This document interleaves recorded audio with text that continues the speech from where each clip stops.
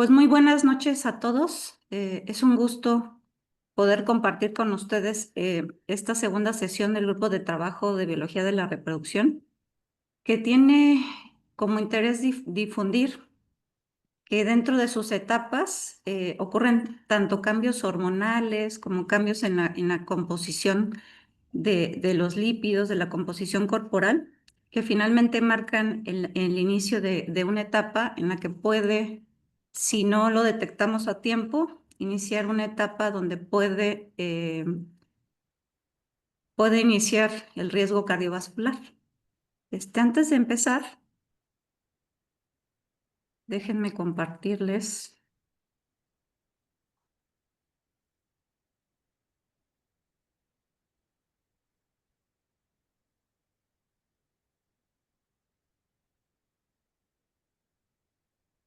No logra avanzar. Un segundo.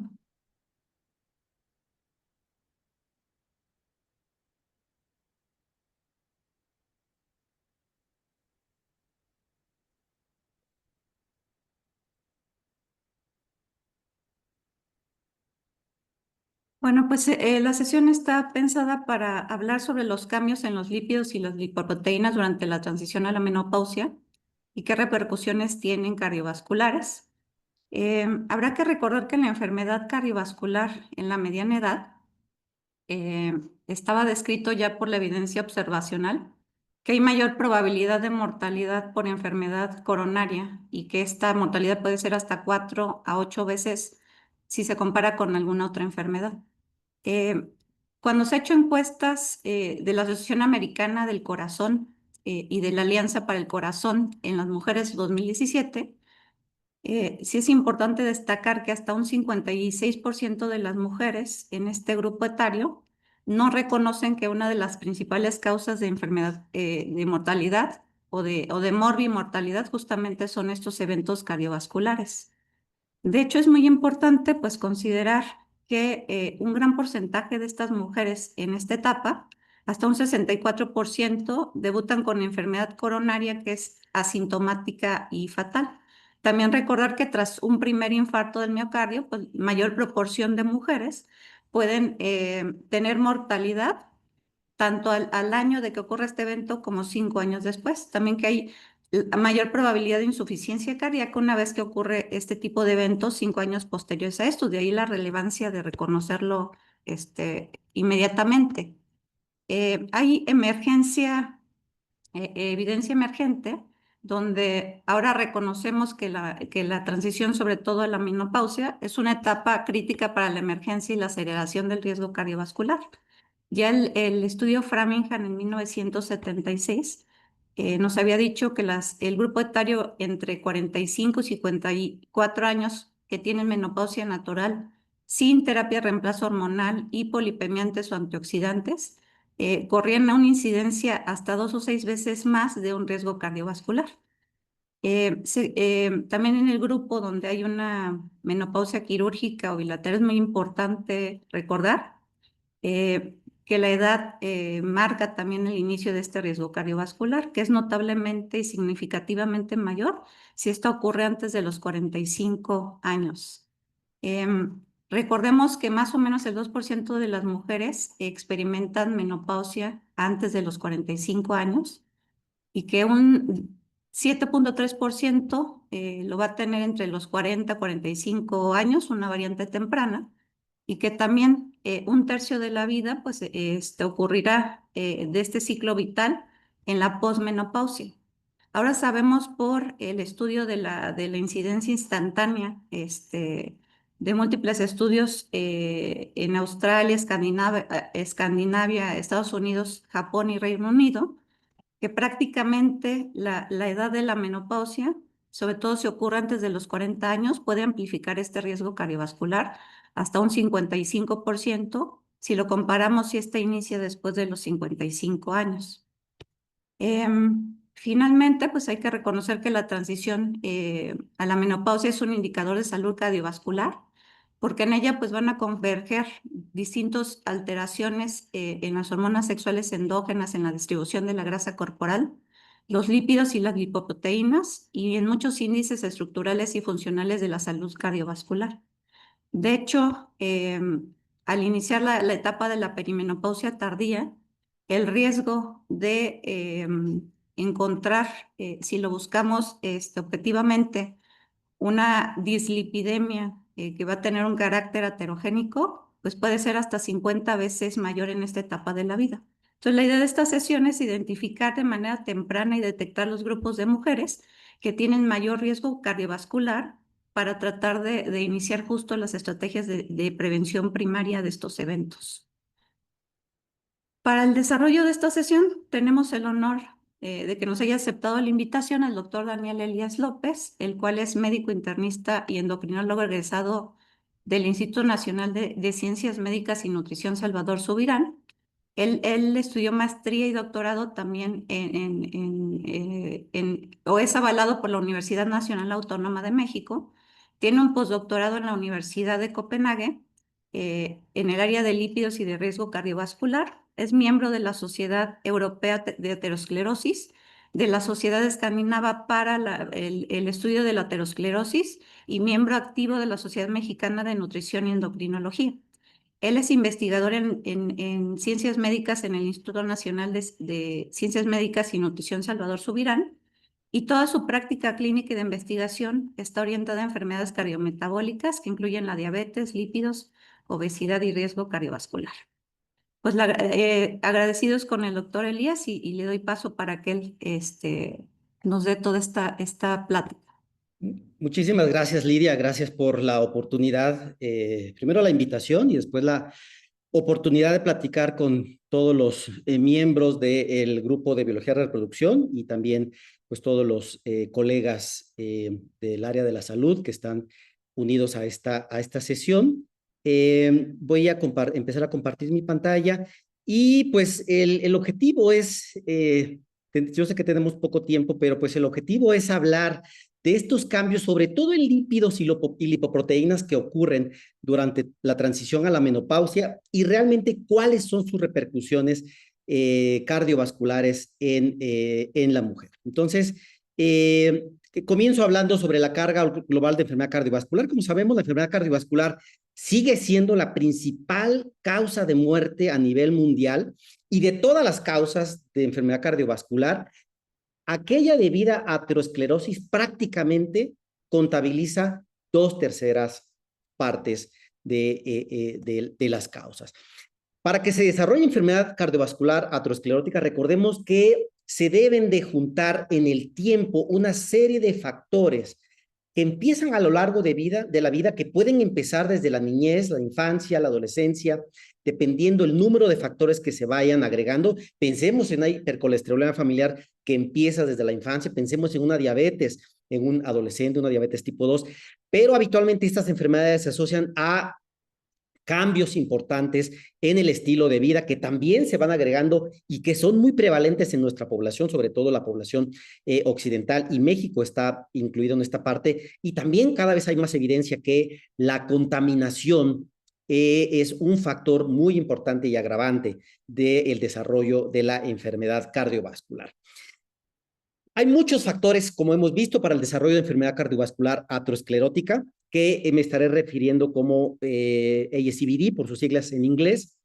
Pero vean ustedes en este estudio clásico del estudio Interheart del doctor Yusif, vean ustedes cómo los diferentes factores de riesgo tienen un impacto diferente sobre el riesgo de enfermedad cardiovascular. Sin embargo, vean ustedes específicamente las dislipidemias y vean ustedes específicamente en la mujer. Es el factor de riesgo que tiene mayor impacto sobre el riesgo de desarrollar eventos cardiovasculares en el futuro, a diferencia de los hombres, donde el riesgo es menor.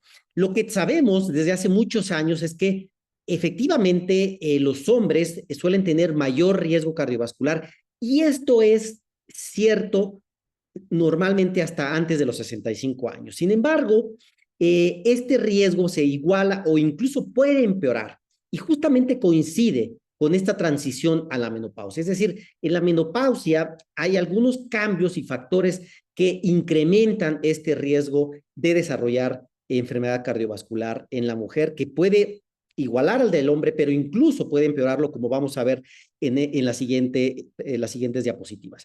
Vean ustedes, aquí se hace un análisis de la mortalidad cardiovascular en hombres antes de los 54 años comparado contra mujeres. Vean ustedes cómo el riesgo en hombres es mayor, 22% versus 18%. Sin embargo, vean ustedes después de los 55 años, esta mortalidad por causas cardiovasculares ateroscleróticas incluso se incrementa mucho más en la mujer que en el hombre. Y aparte de estas diferencias cromosómicas, hormonales, también existe, durante mucho tiempo ha habido una manera muy inequitativa de cómo se ha estudiado el riesgo cardiovascular en la mujer, y también hay otras inequidades que iremos viendo a lo largo de la presentación. Por ejemplo, menor acceso al tratamiento, menor acceso a pruebas diagnósticas, y este conjunto de factores, no solamente genéticos, hormonales, más todos los factores sociales y ambientales van generando que durante el tiempo el riesgo de enfermedad cardiovascular en la mujer se incremente. Veamos algunas diferencias principalmente. Empecemos por el lipidoma. El lipidoma, recordar un poquito, cuando estamos hablando de algunas formas de estudio, cuando queremos estudiar del DNA, hablamos del genoma, del RNA, el transcriptoma, de las proteínas, el proteoma, y cuando hablamos específicamente del metaboloma, es decir, ya estas sustancias que están circulando, que vienen a través del DNA y toda esta cadena, cuando ya están circulando, entonces lo podemos conocer como aminoácidos, como lípidos, como nucleótidos, como azúcares, pero el conjunto específico de los lípidos lo conocemos como el lipidoma. Y obviamente tiene que ver por factores totalmente genéticos, pero también influyen mucho la parte ambiental. No sabíamos mucho sobre el lipidoma porque es una área relativamente nueva. Sin embargo, cada vez tenemos mayor evidencia de que, por ejemplo, veamos este estudio publicado recientemente. Se midieron más de 706 especies de lípidos en más de 100,000 participantes, y se encontró que el 83% de estas especies de lípidos eran significativamente diferentes entre hombres y mujeres. Específicamente donde se encontró mayor diferencia fueron: las mujeres tuvieron mayores concentraciones de ácidos grasos, esfingomielinas y fosfatidilcolinas comparado con los hombres. Vean ustedes, en este estudio solamente es hombres versus mujeres, independientemente de la edad. Y los hombres tuvieron mayores concentraciones de lisofosfolípidos y triglicéridos comparado contra las mujeres. Y esto lo podemos ver justamente en esta diapositiva. Sin embargo, también quiero llamar su atención que se hizo un análisis más o menos entre los 45 y los 65 años, que es cuando ocurre la transición menopáusica. Y vean ustedes cómo las fosfatidilcolinas en general son muy similares las concentraciones entre hombres y mujeres, pero vean cómo después de la menopausia se incrementa la concentración de fosfatidilcolina. Los triglicéridos son más altos en hombres. Sin embargo, vean ustedes, conforme avance la edad, alrededor de los 60, 65 años, las concentraciones casi se igualan. Y respecto a las ceramidas, vean ustedes, aunque son más altas en hombres, prácticamente después de la menopausia, que es prácticamente en este punto, vean ustedes, justamente aquí prácticamente se igualan las concentraciones. Entonces, hay diferencias por sexo entre hombres y mujeres, pero también hay notables diferencias entre las mujeres, y uno de los factores que sin duda más modifican estas concentraciones en el caso del lipidoma es justamente la transición menopáusica. Ahora veamos qué diferencias y cambios hay en los lípidos, en las lipoproteínas, y tengo ahí una diapositiva también de una apolipoproteína por sexo, pero también comparado durante la pre y la posmenopausia. Entonces, vean ustedes, esta diapositiva es de una revisión publicada este año por el grupo de la doctora Janine van Lennep de los Países Bajos, de la Universidad de Erasmus en Rotterdam. Y vean ustedes cómo los niveles realmente casi al nacimiento son muy similares, ¿no? Entre hombres y mujeres. Las líneas punteadas son hombres, las líneas continuas son mujeres, pero sin embargo vean cómo empiezan a haber algunas diferencias importantes y ahorita haré un mayor detenimiento en esta área específica, pero sobre todo donde quiero llamar su atención es que vean ustedes el mayor cambio, sin duda, ocurre justamente durante la transición menopáusica. Ahorita vamos a ir viendo poco a poco durante las diferentes etapas de la vida. Vean ustedes, entonces, en este estudio se evaluó la concentración de colesterol total, que es sin duda un marcador de aterosclerosis, y se evaluó por la edad, desde los 8 años de edad hasta los 18 años de edad, es decir, parte de la infancia y toda la adolescencia, estratificado por niños y niñas. Y vean ustedes cómo específicamente el colesterol total, prácticamente los niveles empiezan más alto en las niñas y terminan también más altos después de la adolescencia comparado con los niños. Veamos otro lípido, otra lipoproteína aterogénica, el principal, el colesterol LDL.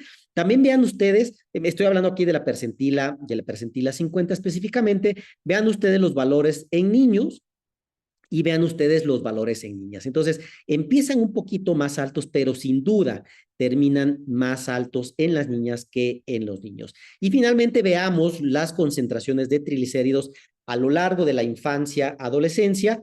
Hablemos específicamente de los niños, como vean cómo estos se incrementan, pero en las niñas empiezan un poquito más altos y terminan también más altos cuando se compara con los niños. Recordemos que los triglicéridos es un puede ser un marcador de colesterol remanente, el cual también es una lipoproteína totalmente aterogénica. Ahora veamos qué pasa después de la adolescencia. Aquí prácticamente este estudio empieza a los 20 años de edad y termina prácticamente alrededor de los 90 años de edad, que es los datos que se tienen. Entonces, ahora estamos hablando de otra vez colesterol total.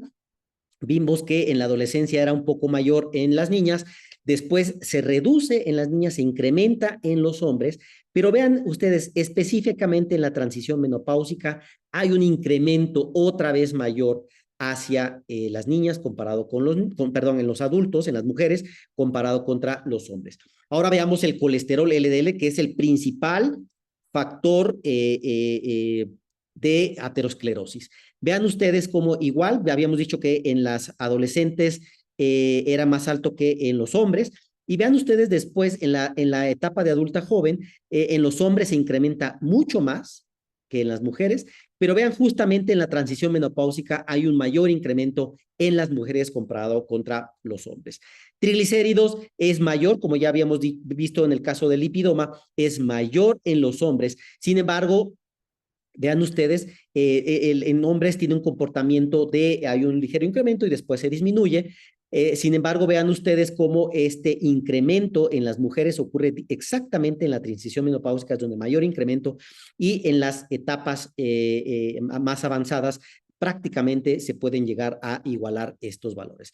La lipoproteína A minúscula, que prácticamente se determina 90% genéticamente sus concentraciones, lo que se ha demostrado es que justamente la transición menopáusica es uno de los factores no genéticos que pueden llevar a su elevación. Hay muy pocos factores no genéticos que pueden modificar las concentraciones de la lipoproteína minúscula, un marcador, un biomarcador de riesgo cardiovascular emergente y muy, muy importante. Y vean ustedes cómo justamente prácticamente los valores son muy similares en hombres y mujeres, pero durante la transición menopáusica hay un incremento muy marcado en las mujeres respecto a los hombres. El colesterol no HDL, que es una medida para ver todo el colesterol aterogénico contenido en las lipoproteínas que contienen ApoB, también es mayor en los hombres comparado contra las mujeres. Sin embargo, después de la menopausia prácticamente se igualan e incluso se incrementan en las mujeres. Y finalmente, el colesterol HDL, que ha perdido pues mucha significancia como marcador cardiovascular, lo que sabemos es que prácticamente es alto y hay un ligero incremento durante la menopausia, pero pues ya no se considera como un factor de riesgo cardiovascular importante. Hablando específicamente de la concentración del colesterol, no estoy hablando de la funcionalidad, que eso es otra historia.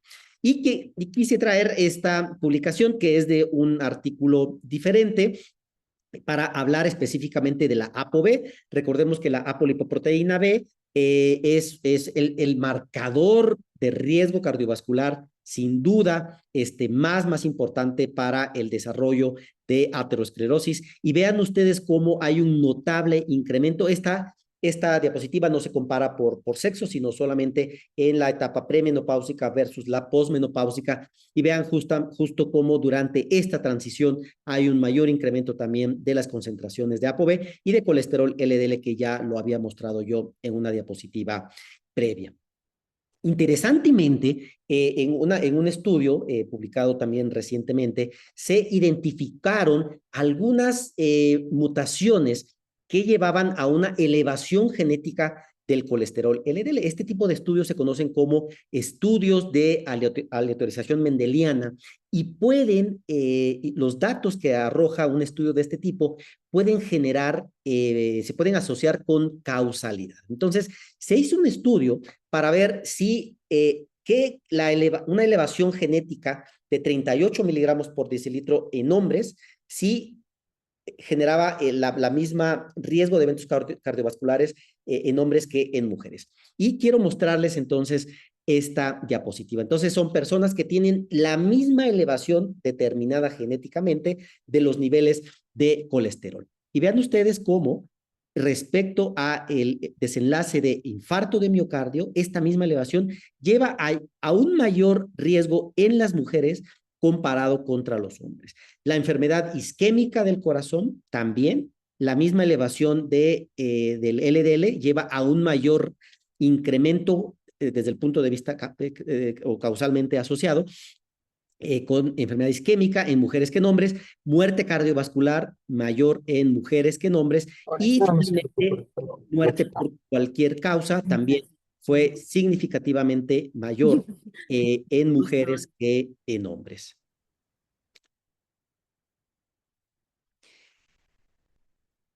Sin embargo, también sabemos que el mayor riesgo cardiovascular en la mujer no solamente puede explicarse por los niveles de lípidos. Obviamente hay otra serie de factores. Ya vimos en la primera diapositiva que el desarrollo de enfermedad cardiovascular es la suma de factores de riesgo durante el tiempo, ¿no?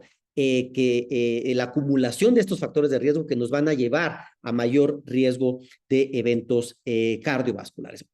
Hay diferencias fisiológicas en las mujeres que pueden proteger o incrementar el riesgo cardiovascular.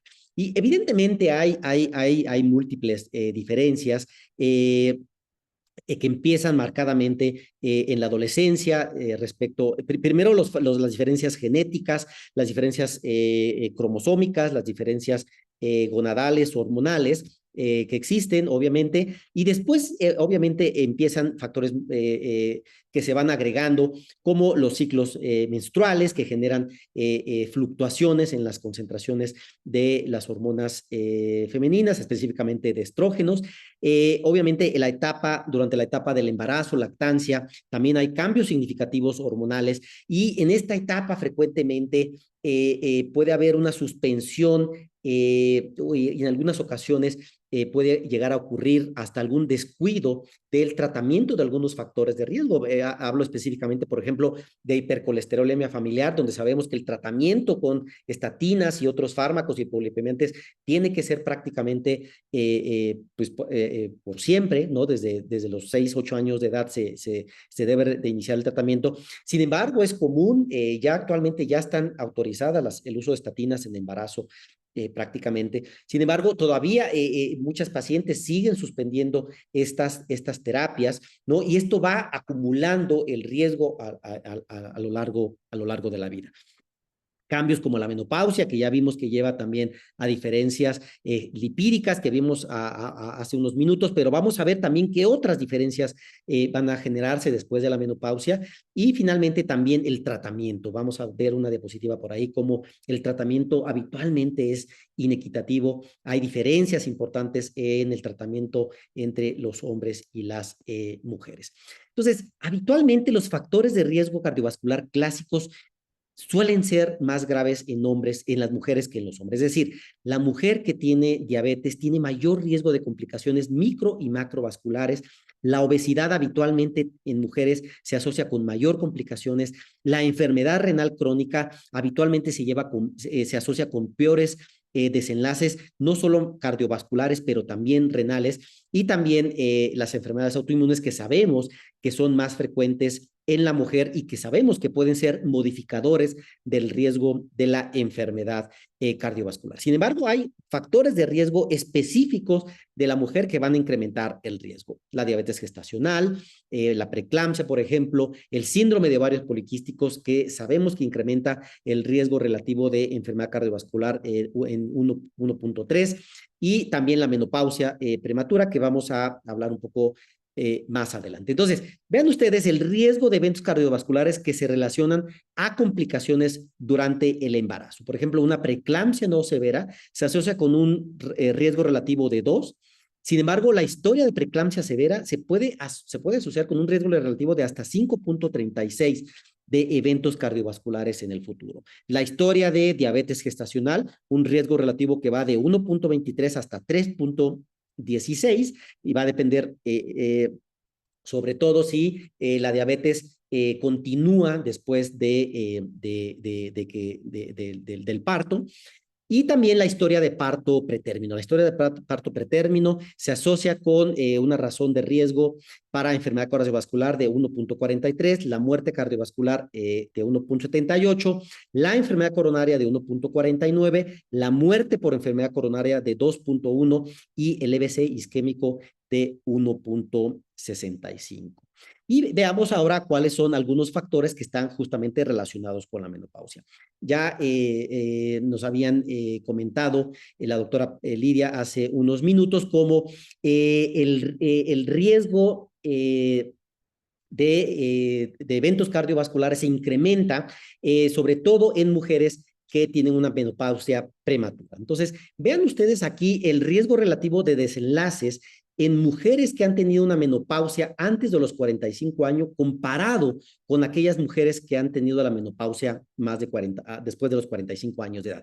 Y vean ustedes el riesgo relativo de enfermedad de infarto de miocardio es de 1.5, de EBC isquémico de 1.23, de muerte por cualquier causa de 1.12 y de muerte por causas cardiovasculares de 1.19. De hecho, hay evidencia que por cada año de menopausia antes de los 45 años de edad se incrementa hasta un 3% por cada año el riesgo de desarrollar enfermedad cardiovascular. Y es por eso que justamente cuando ocurre una menopausia temprana es importante acudir con un especialista para valorar el inicio de una terapia de reemplazo hormonal, que casi siempre la mayoría de las mujeres que tienen una menopausia prematura, por supuesto que son candidatas, y no solamente por los beneficios cardiovasculares, pero también por otros beneficios, sobre todo los que ocurren a nivel óseo. También el descenso de estrógenos que ocurren después de la menopausia se asocia con cambios en la distribución de la grasa. Hay un mayor incremento en general de la grasa corporal, pero sobre todo hay un mayor depósito en grasa visceral, pero también en grasa y en otros órganos o depósito de grasa ectópica, por ejemplo, en corazón y en hígado. También puede haber después de la menopausia un mayor incremento de resistencia a la insulina y, como ya hemos hablado, los cambios en los lípidos. También tenemos suficiente evidencia que después de la menopausia o durante la transición menopausia puede haber un mayor incremento del peso. Vean ustedes en esta diapositiva comparándose una menopausia natural versus una menopausia inducida, como o sea, este descenso abrupto de los niveles de estrógenos se asocian con un mayor incremento en el peso. Y vean ustedes este estudio donde se evaluó la modulación del riesgo cardiovascular dependiendo del estado menopáusico, pero también de las comorbilidades con las que las mujeres llegan a la menopausia. Un estudio prospectivo de más de 11,000 mujeres que no tenían enfermedad cardiovascular, una edad media, la media de edad era de 51 años, el 31% estaba en un estado de posmenopausia al inicio del estudio, y vean ustedes un seguimiento de 10 años, se hizo una evaluación inicial y se hizo un seguimiento observacional. Los principales desenlaces que se evaluaron fue mortalidad por cualquier causa y eventos adversos cardiovasculares mayores, que incluyó infarto de miocardio, angina de pecho, enfermedad cerebrovascular isquémica y enfermedad coronaria. Entonces, vean ustedes cómo aquellas mujeres que tuvieron el inicio de la menopausia antes de los 45 años de edad se asoció con un mayor riesgo de morir por cualquier causa, con una ración de riesgo de 1.31, pero también vean ustedes respecto a la enfermedad cardiovascular, aquellas mujeres que tuvieron el inicio de la menopausia antes de los 45 años, comparado contra aquellas que tenían más de la menopausia después de los 51 años de edad, tuvieron mayor riesgo de eventos cardiovasculares con una razón de riesgo de 1.55. A los 25 años de seguimiento aproximadamente, la incidencia fue cercana al 16%. Y también se hizo un análisis para evaluar aquellas mujeres que llegaban sin ningún riesgo, sin ninguna comorbilidad, aquellas mujeres que llegaban a la menopausia con solamente un factor de riesgo, o aquellas mujeres que llegaban con ya alguna comorbilidad. Pensemos en diabetes, en obesidad, en hipertensión, y los datos que se muestran es que entre aquellas mujeres que llegaron pues sin ninguna comorbilidad, tuvieron menor riesgo de enfermedad cardiovascular comparado con aquellas mujeres que ya tenían alguna enfermedad cardiovascular. La suma de factores de riesgo en la mujer a lo largo de la vida se asocia con mayor probabilidad de eventos cardiovasculares. Yo creo que uno de los mensajes importantes de esta charla, para sobre todo reducción del riesgo cardiovascular en mujeres, pero también en hombres, es decir, en la población general, es que debemos de pensar el riesgo cardiovascular como un continuo, ya no pensarlo como después de los 50 años, después de los 60 años, después de los 70 años. Obviamente, a aquella edad hay mayor probabilidad porque se han acumulado muchos factores, pero muchas veces dejamos desprotegido a la población infante, ¿no? Donde de repente uno escucha comentarios donde en un niño, un adolescente, déjalo comer, ahorita que coma todo lo que quiera, porque más adelante ya no va a poder comer igual. Yo creo que ese pensamiento debería de cambiar, porque justamente ese niño adolescente que va adquiriendo factores de riesgo es el niño adolescente que en el futuro va a desarrollar eventos cardiovasculares. Esta mentalidad debería de cambiar para el bien de la población.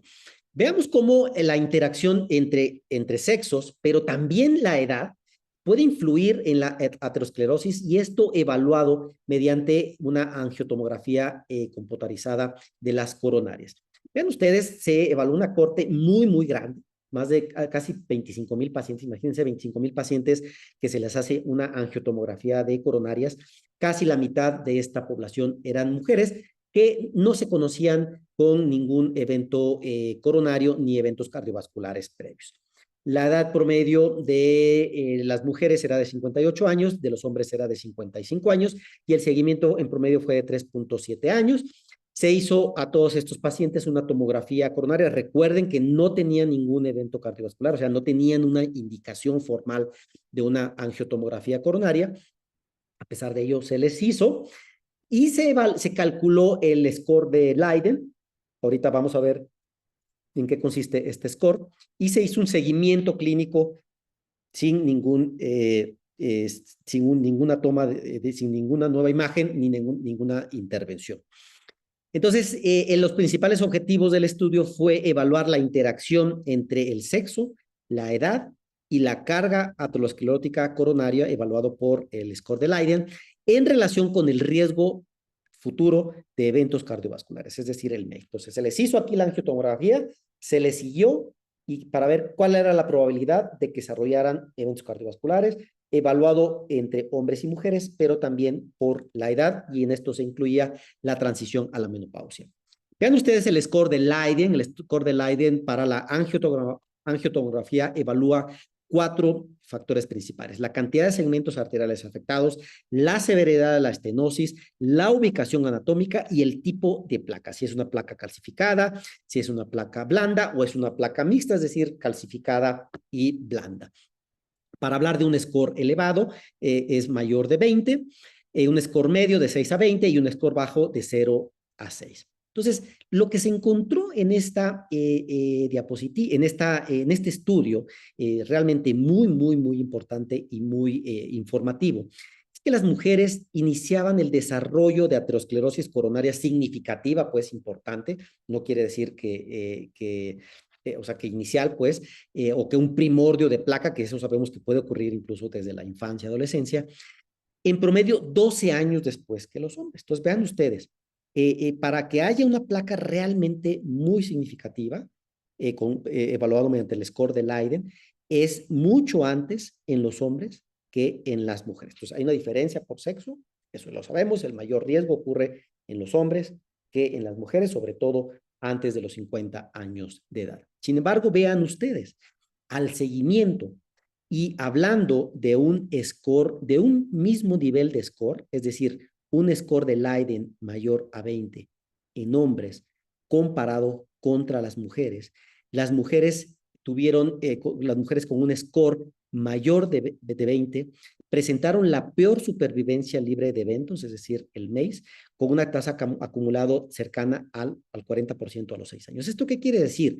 Que aunque esta placa significativa empieza después en la mujer, esta parece que es bastante acelerada, se comporta de una forma mucho más agresiva y se asocia con un mucho mayor riesgo de eventos cardiovasculares. Y vean ustedes aquí, el tiempo de seguimiento es 6 años, realmente no es tanto tiempo. ¿Qué pasaría si se sigue más tiempo? Y justamente vean ustedes lo que coincide en este estudio, sobre todo, es la transición menopáusica. Entonces, a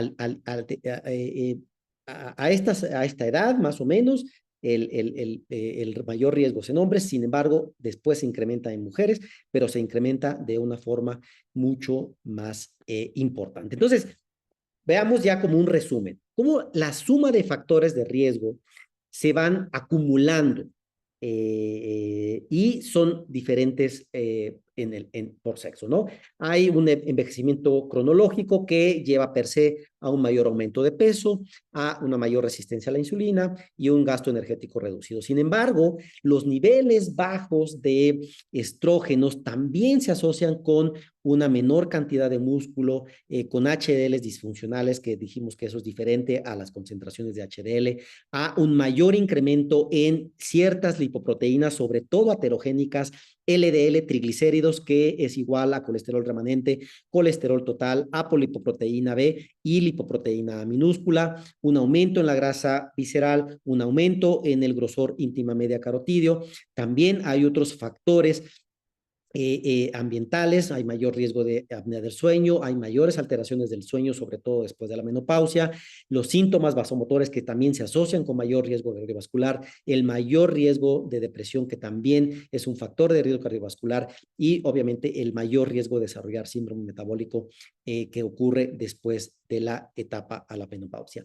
Hay muchas teorías que tratan de explicar cuáles son aquellos factores ateroprotectores que se asocian a los estrógenos y que probablemente se pierden justamente después de la transición a la menopausia y se dividen en fenómenos locales y fenómenos sistémicos. En los locales tendríamos algunos cambios en las células endoteliales. Los estrógenos, por ejemplo, se asocian con una menor expresión de moléculas de adhesión, a una mayor vasodilatación, es decir, niveles más bajos de presión arterial, menor expresión de moléculas proinflamatorias, respecto a las células musculares, hay menor proliferación, sobre todo en la placa de aterosclerosis, menor producción de especies reactivas de oxígeno y menor acumulación de lípidos en el primordio de la placa de aterosclerosis. En los macrófagos hay menor expresión de citocinas proinflamatorias y una menor activación una activación alternativa de los linfocitos de M1 a M2, es decir, hay mayor predisposición a la M2. Respecto al hígado, hay protección contra MAFLD, hay protección contra inflamación hepática, que sabemos que MASH la esteatohepatitis asociada a disfunción metabólica es un factor de riesgo cardiovascular importante, y también la actividad estrogénica asociada con protección para la resistencia a la insulina a nivel hepático. ¿Qué debemos de hacer entonces? ¿Cómo podemos prevenir el riesgo cardiovascular incrementado en la mujer? Evidentemente, lo ideal es tratar todos los factores de riesgo, pero desde etapas más tempranas. Pensemos que el tratamiento debe ser enfocado desde las etapas donde se diagnostiquen, por ejemplo, un síndrome de ovario poliquístico, por ejemplo, una endometriosis, por ejemplo, obviamente obesidad, diabetes, etcétera, factores clásicos. Hay que evaluarlos, sobre todo durante la menopausia, porque sabemos que estos factores incluso podrían llegar a empeorar, pero como vimos en este metaanálisis que ya les platiqué, no es lo mismo que una mujer llegue a la menopausia sin ningún factor de riesgo a que aquella mujer llegue con múltiples factores de riesgo cardiovascular. Entonces hay que evaluar todos esos factores, cuál ha sido la duración de estos factores y obviamente tratarlos lo más temprano posible y lo más intensivo que sea posible. Evaluar el peso corporal, evaluar el índice de masa corporal, hacer mediciones de la cintura, de la cadera, los índices antropométricos, evaluar los estilos de vida que de repente dejamos de lado y que tienen una alta repercusión en los desenlaces cardiovasculares, una alimentación muy occidentalizada con, sobre todo, a una gran proporción de productos ultraprocesados, obviamente el tabaquismo, la ingesta de alcohol, sobre todo si esta es excesiva, y la inactividad física, pero también actualmente sabemos, por ejemplo, las alteraciones del sueño, que son ahorita un factor de riesgo emergente y muy prevalente en nuestra población. También es un gran factor de riesgo cardiovascular. Obviamente hay que evaluarlo y tratarlo adecuadamente. Obviamente, el tratamiento no hormonal es indispensable, mejorar la alimentación hacia aquellos alimentos que ya sabemos que tienen un mayor beneficio en la salud y evitar todos aquellos ultraprocesados en la medida de lo posible. Mi impresión es que la alimentación mexicana en general es bastante buena, ¿no? De repente, algunos, no sé la experiencia de ustedes, ahorita me harán saber, pero tengo pacientes que me dicen, doctor, le prometo que voy a dejar la tortilla. Y mi respuesta es, pues es que llevamos 500 años comiendo tortillas. O sea, el problema realmente no es la tortilla. ¿Cuál es el problema? ¿Qué ha ocurrido en los últimos 30 años? La tortilla más el refresco, la tortilla más el pan, la tortilla más muchos otros factores que se han asociado, las hamburguesas, las carnes ultraprocesadas. Eso es lo nuevo y eso es lo que está realmente incrementando el riesgo cardiovascular. Y obviamente un estilo de vida mucho más saludable. Si sabemos que en la etapa de la menopausia hay una pérdida muscular, pero si las mujeres llegan con poca actividad física, obviamente va a haber mayor pérdida de masa muscular. Entonces, pues no hay que esperarse después de la menopausia que haya pérdida de la masa muscular. Siempre invitamos a las mujeres antes de la menopausia, pues incrementar su actividad física, sobre todo no solo aeróbico, pero también anaeróbico, ejercicio de resistencia para mejorar mucho la masa muscular. Obviamente el tratamiento de los factores de riesgo cardiovascular, la diabetes, las dislipidemias, el uso de estatinas si se requieren, dar tratamiento intensivo en aquellas mujeres de alto riesgo cardiovascular, llevar a metas adecuadas de glucemia, llevar a niveles adecuados de presión arterial, tabaquismo, etcétera, ya hemos comentado. Y pues respecto a la terapia hormonal, sabemos hay algunas controversias. La evidencia actual que tenemos del uso de terapia hormonal,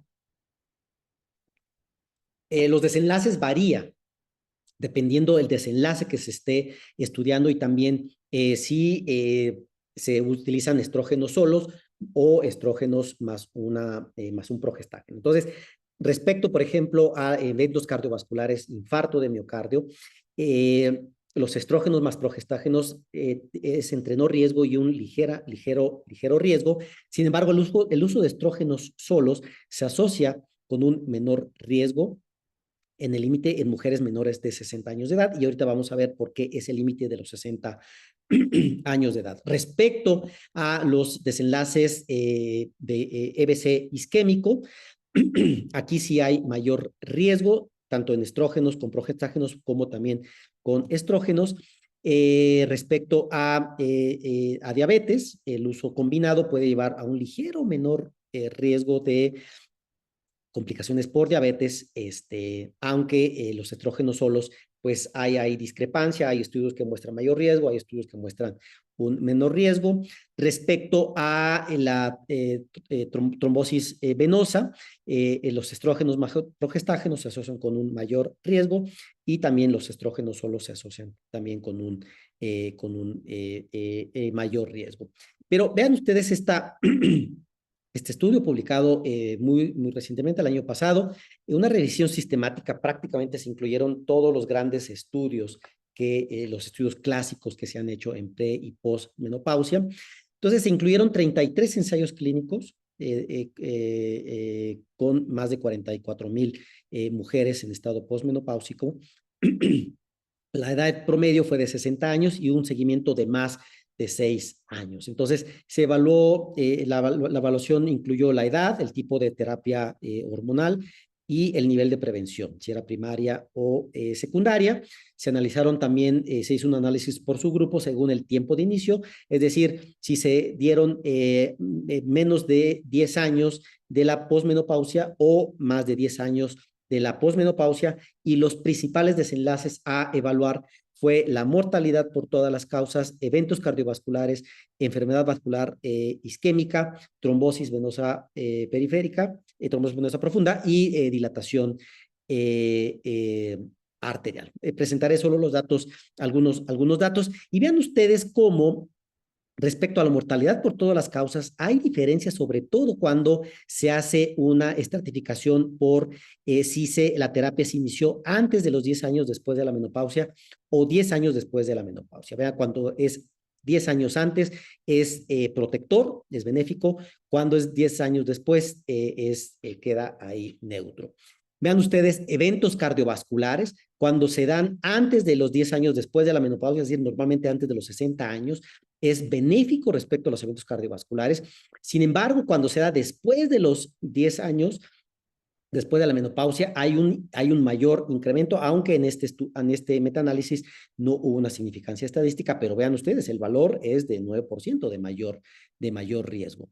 Respecto a la trombosis venosa profunda, esto pues prácticamente fue igual si se dio antes de los 10 años o después de los 10 años de la menopausia. Y la enfermedad vascular cerebral isquémica, antes de los 10 años hubo un incremento, aunque no fue estadísticamente significativo. Sin embargo, después de los 10 años, este riesgo fue mayor. Entonces, como ustedes se dan cuenta, hay algunos beneficios claramente marcados, sobre todo de desenlaces cardiovasculares, sobre todo en corazón, pero hay un ligero mayor incremento en otros desenlaces. Entonces, tenemos la terapia hormonal, tiene algunos efectos positivos, puede mejorar las cifras de presión arterial, puede mejorar algunos niveles de lípidos, sobre todo lípidos aterogénicos como colesterol LDL, triglicéridos, colesterol remanente.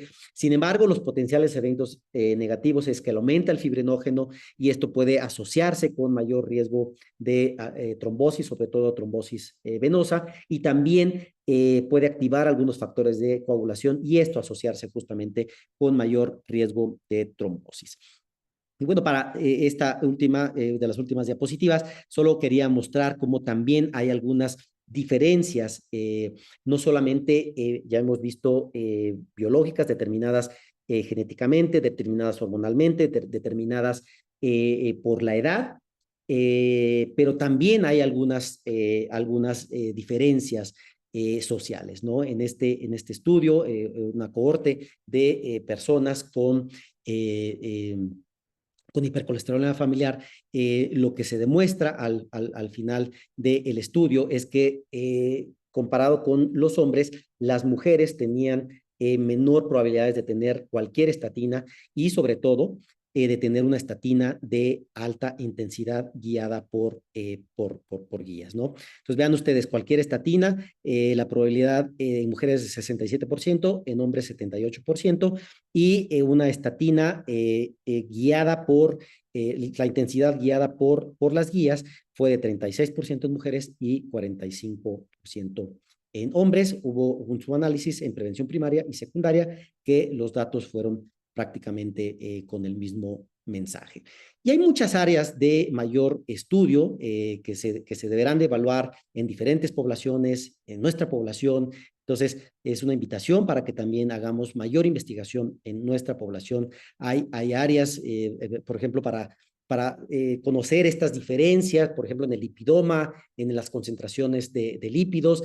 Hay factores determinados por los cromosomas sexuales, es decir, el tener XY o tener XX genera estas diferencias, pero también las diferencias en las hormonas sexuales, es decir, diferencias gonadales, pero después, más adelante de la vida, algunas regulaciones que están, genéticas que están basadas en el sexo, y también, sin duda, muchos factores genéticos, el tabaquismo, el uso de alcohol, que es mayor en hombres que en mujeres, aunque en mujeres puede generar mayor riesgo cardiovascular, la actividad física, factores sociales que ya hemos hablado, y la dieta.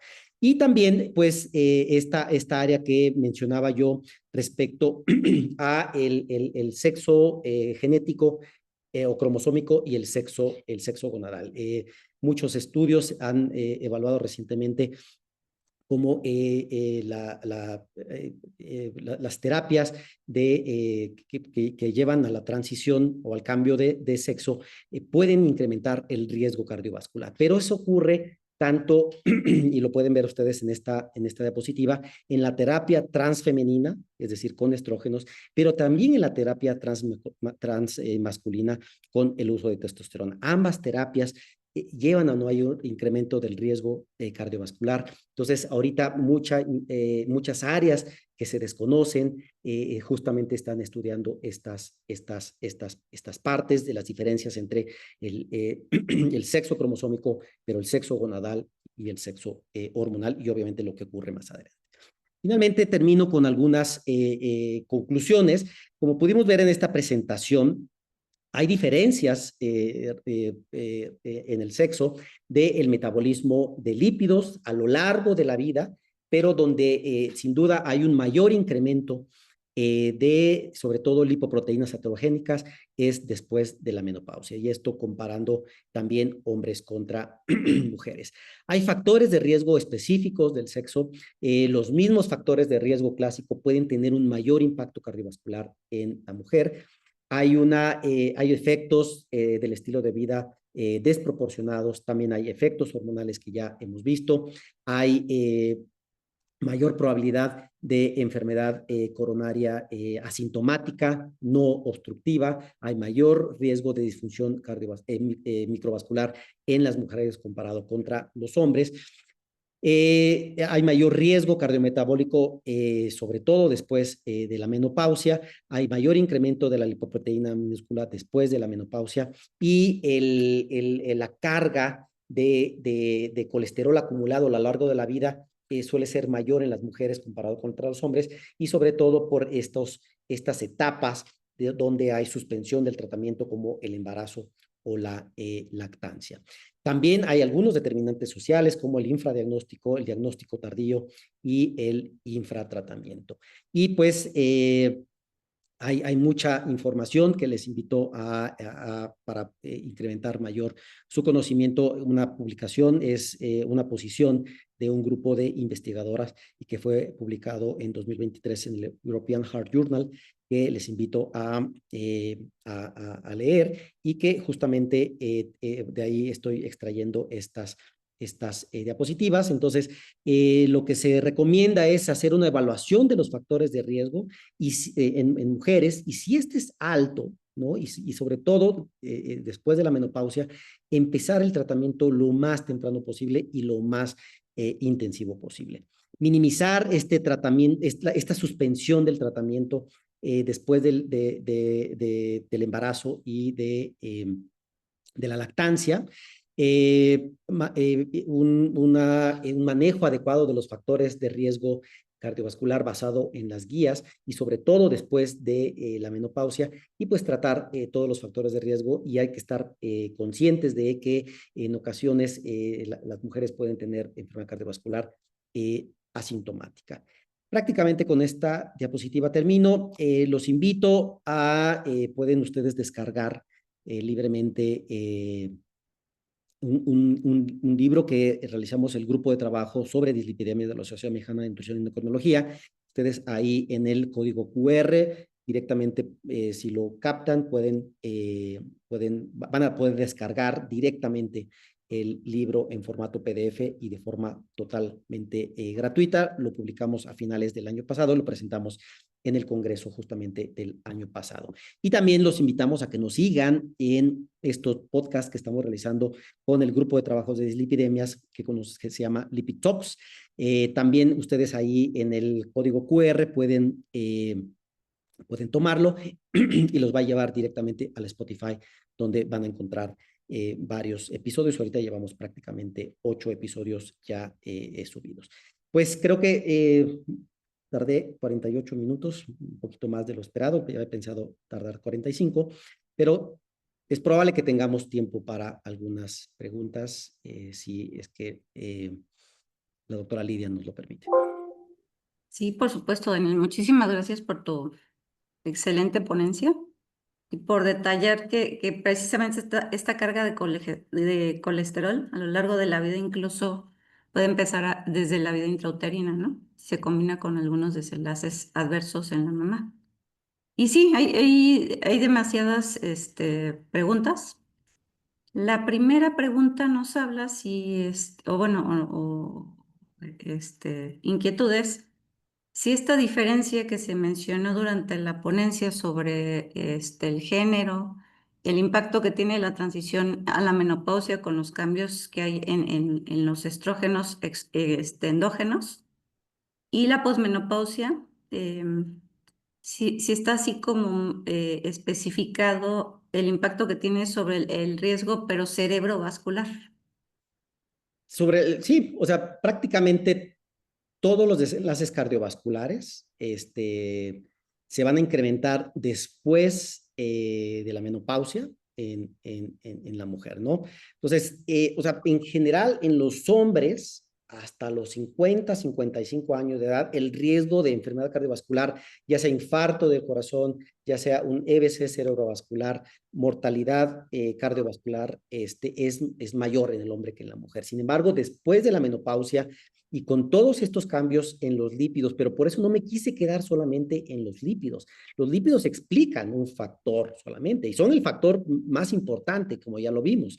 Pero se agrega diabetes, se agrega obesidad, los cambios en la composición corporal, mayor depósito de grasa visceral, mayor depósito de grasa hepática. Entonces, esta suma de factores hacen que este riesgo se acelere, ¿no? Sea muchísimo más rápido después de la menopausia y es por eso que en pocos años prácticamente el riesgo de la mujer se iguala al del hombre y en algún punto incluso es mayor, como también ya hemos revisado. Otra pregunta es, ¿qué estrategias no farmacológicas pueden mitigar este incremento que ocurre en la transición y en la menopausia? Transición sobre todo tardía y posmenopausia. Claro, sin duda, y en una de las diapositivas lo mostraba, no es lo mismo, ya la diapositiva ya no la alcancé a presentar, pero es muy interesante en este estudio cómo las mujeres que llegan con 0 factores versus aquellas que llegan con varios factores, el riesgo es así, es tremendo. Y justo, a ver, es probable que tenga aquí la diapositiva, a ver si la puedo compartir, justo está acá. Entonces, si ustedes, sí, si ustedes pueden ver acá, entonces se evaluó las mujeres por la edad y los factores de riesgo. Entonces, vean ustedes, las mujeres que llegaban a la menopausia en óptimas condiciones, el riesgo acumulado a largo plazo de eventos cardiovasculares era la relación de riesgo era de 37, de 1,37. Pero vean ustedes las que llegaban con algún factor no óptimo, es decir, a lo mejor alguna prediabetes, algunos triglicéridos altos, pero no con una comorbilidad ya diagnosticada, la razón de riesgo se incrementó.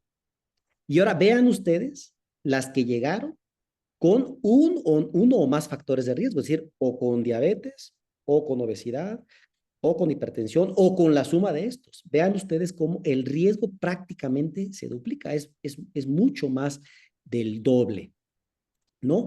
Y obviamente después de la menopausia, pues la historia es exactamente la misma. Entonces, pues sí, sin duda, aquí el mensaje es, pues, cuidarnos a lo largo de la vida, ¿no? No solamente, pues ya, o sea, la aterosclerosis tarda en desarrollarse 40 años, 30, 40 años, ¿no? Para que una placa de aterosclerosis se haga significativa y genere un evento cardiovascular, son décadas. Entonces, cuando viene un evento cardiovascular es porque se han sumado factores a lo largo de la vida y esto ha llevado al peor desenlace que es un evento cardiovascular. Y pues agregar que dentro de esos factores de riesgo con los que sigue la menopausia, pues justo está contemplar las variantes de la menopausia, una menopausia precoz o para algunas guías, pues la hipertensión, la preeclampsia o la diabetes gestacional. Exacto.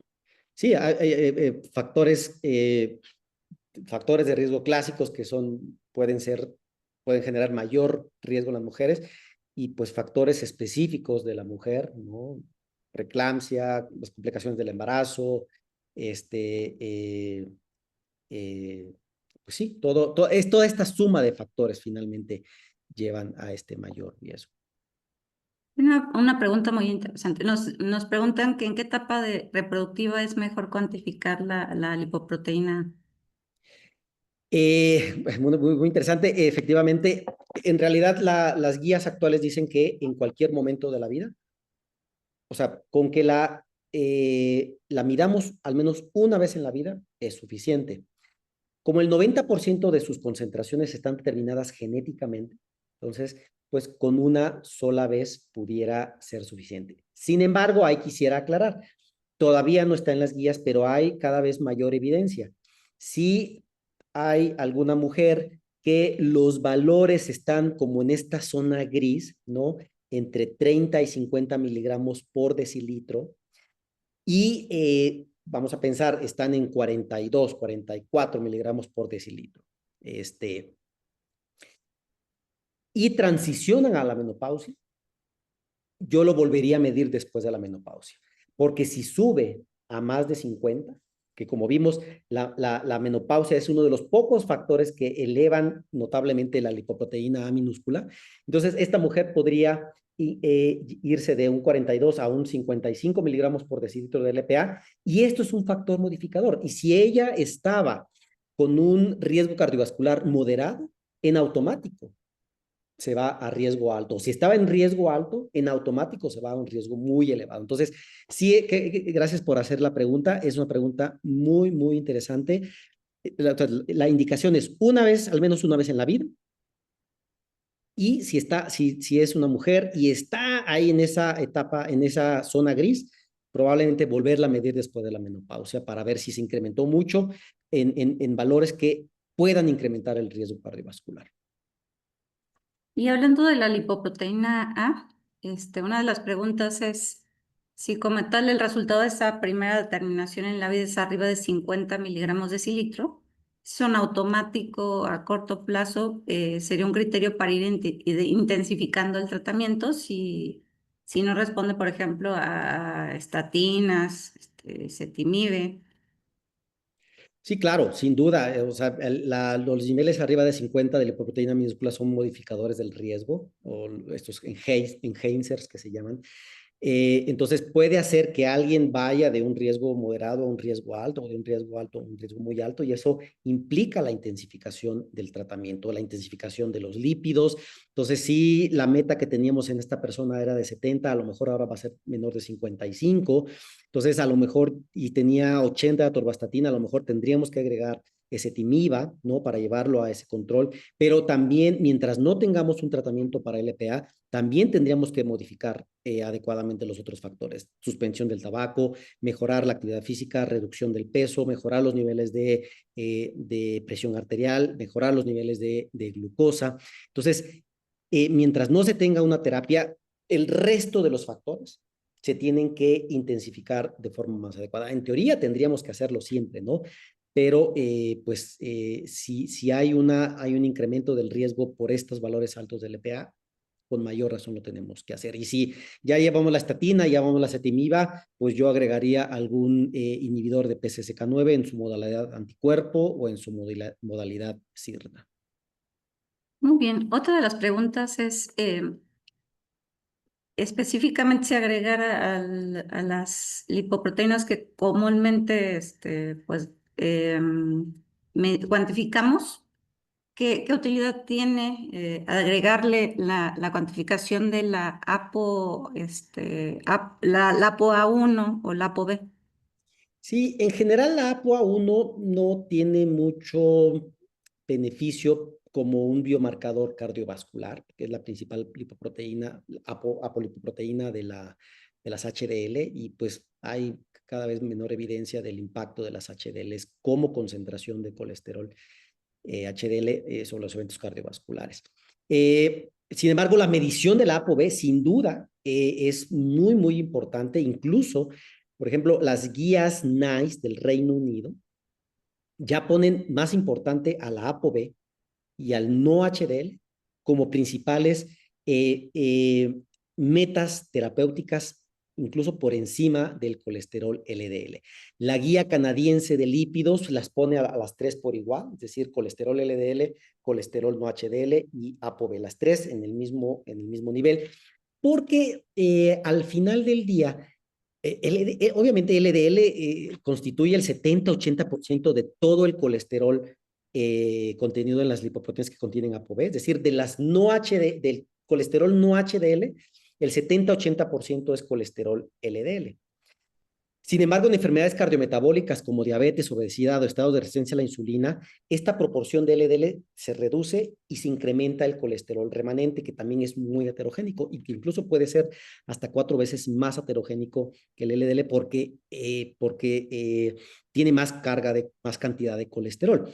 Entonces, si nosotros solo nos quedamos, sobre todo en enfermedades cardiometabólicas, con LDL, estamos perdiendo este colesterol remanente, que puede ser mucho mayor en estos estados de resistencia a la insulina, obesidad, diabetes, enfermedad renal crónica. Entonces, si tomamos el no HDL, estamos evaluando tanto LDL, pero remanente. Si calculamos y medimos, perdón, si medimos, porque no se calcula, si medimos ApoB, estamos midiendo todas las proteínas heterogénicas y ahí estamos incluyendo LDL, colesterol remanente, incluso estaríamos midiendo eh, la parte de lipoproteína A minúscula, aunque la evidencia que tenemos en la actualidad es que si queremos realmente saber el nivel de LPA, tenemos que medirlo directamente, porque la lipoproteína minúscula es solamente una pequeña fracción dentro del colesterol LDL. Y en cuanto al ApoB, hay estudios en población mexicana sobre un distinto punto de corte, ¿no? Que vienen en las guías como internacionales. Pues es en general, nosotros pues casi siempre nos basamos en guías internacionales por la falta de cohortes, sobre todo con un gran seguimiento, ¿no? Y con el suficiente número de desenlaces cardiovasculares. Entonces, prácticamente nos basamos en los valores que han sido determinados, por ejemplo, por la guía de la Sociedad Europea de Cardiología y de la Sociedad Europea de Autoesclerosis, que estratifican como categorías de riesgo muy alto riesgo cardiovascular, alto riesgo cardiovascular, moderado riesgo cardiovascular, y ahí sabemos los puntos de corte de LDL, menos de 55, menos de 70, pero también en esas mismas categorías también tenemos una meta terapéutica para ApoB y para no HDL. Por ejemplo, en muy alto riesgo cardiovascular, la ApoB es menos de 65 y el no HDL es menos de 80. Entonces, yo lo que yo recomiendo normalmente y lo que yo hago es, cuando yo veo a un paciente, le calculo el riesgo cardiovascular, que eso es muy importante por estas categorías de riesgo. Mi principal meta es LDL, pero mi siguiente meta igual importante es no HDL y mi siguiente meta es ApoB, porque luego encontramos discordancias, ¿no? Luego tenemos a alguien que está en un LDL tal vez en 52, ¿no? Que diríamos que ya está bien controlado, pero tenemos el no HDL tal vez en 90 o en 95. Entonces, esta discordancia seguramente se debe a una mayor concentración de colesterol remanente. Y aunque las estatinas logran bajar el colesterol remanente, solo lo bajan en un 20%, comparado con casi un 50% que lo puede llegar a bajar al colesterol LDL una estatina de alta intensidad, ¿no? Entonces, siempre por eso hay que enfocarnos en los tres blancos terapéuticos, LDL, no HDL y ApoB. Yo diría que prácticamente la misma importancia, sobre todo en nuestra población con una alta prevalencia de enfermedades cardiometabólicas. Muy bien, pues muchísimas gracias a todos por su asistencia y al doctor Daniel por habernos ilustrado con este tema del cual ya tenemos más evidencia que hace como 10 o 15 años. Exacto, está saliendo muchísima y viene todavía mucho a más. Ahorita que yo me eché un nuevo clavado a lo nuevo, viene información bien interesante y pues hagamos una nueva seminario en un año a ver qué nos encontramos. Y para actualizarnos. Exacto. Pues muchas gracias al grupo de Biología de la Reproducción, muchas gracias a ti, Lidia, por la invitación y pues les deseo muy buenas noches a todos. Muchísimas gracias.